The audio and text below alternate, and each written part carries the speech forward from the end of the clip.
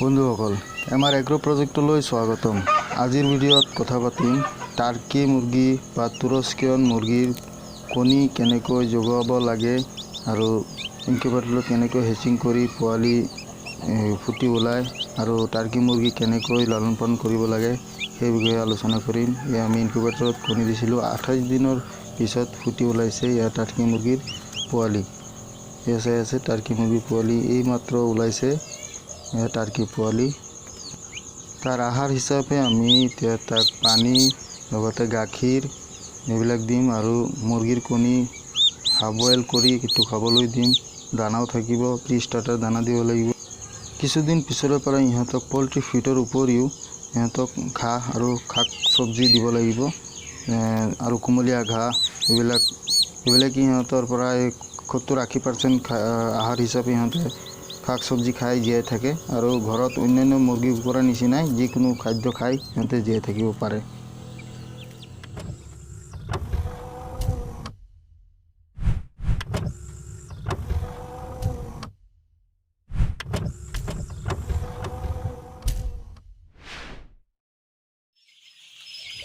বন্ধুসকল মই মতিউৰ ৰহমান, চাই থাকক আমাৰ এগ্ৰো প্ৰজেক্ট।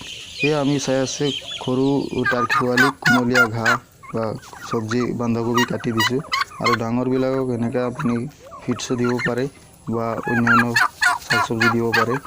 আৰু সিহঁতৰ থকাৰ ব্যৱস্থাটো এনেকুৱা যদি ফাৰ্মৰ ভিতৰত ৰাখে তেনেহ'লে সিহঁতৰ গাটো বেছি ডাঙৰ নহয় আৰু দেৰি হয়, ডাঙৰ হওঁতে কণী দিওঁতে দেৰি হয়।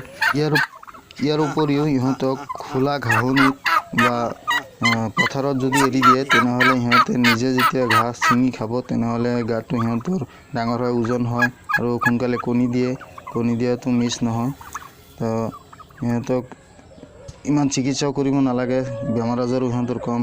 আৰু এয়া মতা টাৰ্কিৰ এনেকুৱা ঠোঁটৰ সন্মুখত হাতীৰ খুৰৰ নিচিনা দীঘলীয়া ওলমিব আৰু মাইকী টাৰ্কিৰ তেনেকুৱা নহয়, অলপ কম হ'ব, হোৱাটো হ'ব অলপ কম হ'ব আৰু ইমান ৰঙাও নহয়।